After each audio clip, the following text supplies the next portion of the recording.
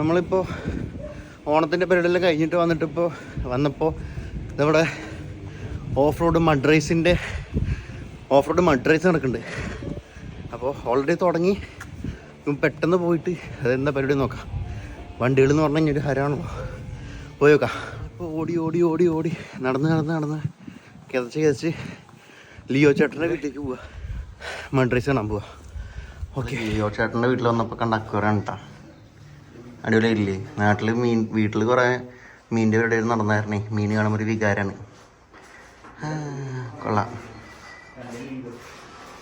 നടന്നു പോകാനുള്ള ദൂരമേ ഉള്ളൂ. പക്ഷെ സംഭവം എന്താ വെച്ച് കഴിഞ്ഞാൽ ഇവിടെ എത്തുമ്പോഴത്തേക്കുണ്ടല്ലോ ക്ലച്ച് കരിഞ്ഞതിൻ്റെയും ടയർ കരിഞ്ഞതിൻ്റെ ഒക്കെ മണം വരുമ്പോണ്ടല്ലോ സൂപ്പറാണ്. നമുക്ക് നേരെ പോയി നോക്കാം. റോട്ടുമ്മ കംപ്ലീറ്റ് ഈ അറ്റം മുതൽ 360 അടിച്ചിട്ടും ഡ്രിഫ്റ്റ് ചെയ്തിട്ടും ബേൺ ഔട്ട് ചെയ്തിട്ടൊക്കെ അടിപൊളിയായിട്ട് ചെയ്തിട്ടുണ്ട്. നമ്മൾ കുറച്ച് ലേറ്റ് ആയിപ്പോയി. പക്ഷെ സീനില്ല, നമുക്ക് നോക്കാം എന്തൊക്കെയാണ് ഇനി സംഭവിക്കാൻ പോകണമെന്നൊക്കെ നമുക്ക് നോക്കാം.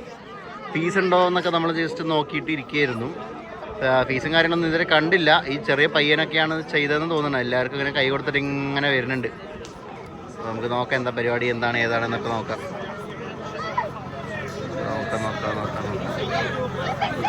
എല്ലാവരും ഇങ്ങനെ കയ്യുമ്പോൾ ഇങ്ങനെ അടിച്ചടിച്ച് പോകുന്നുണ്ട്. ഈ ബൈക്കുമ്പോഴാണ് തോന്നുന്നത് ആക്കിയത്.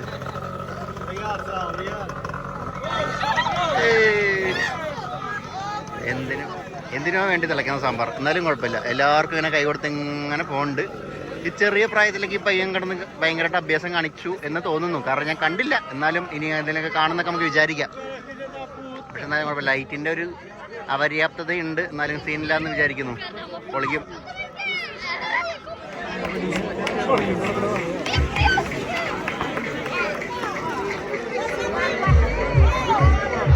ഈ പുള്ളിയാണ് കിടന്ന് കാണിച്ചത്. ഒരു മാക്സിമം പോയി കഴിഞ്ഞാൽ എത്ര വയസ്സുണ്ടാവും?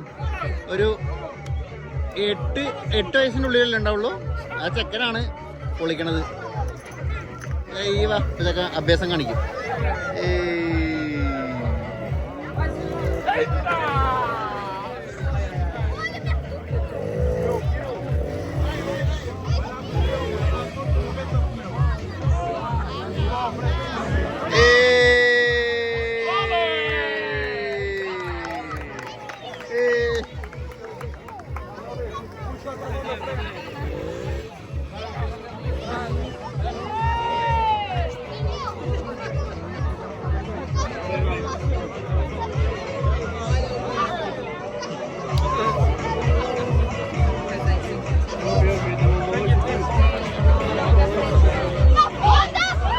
ലേറ്റ് ആയിപ്പോയി. അപ്പോൾ ആ സംഭവങ്ങൾ കംപ്ലീറ്റും തീർന്നു. നമ്മൾ പിന്നെ അങ്ങനെയാണല്ലോ.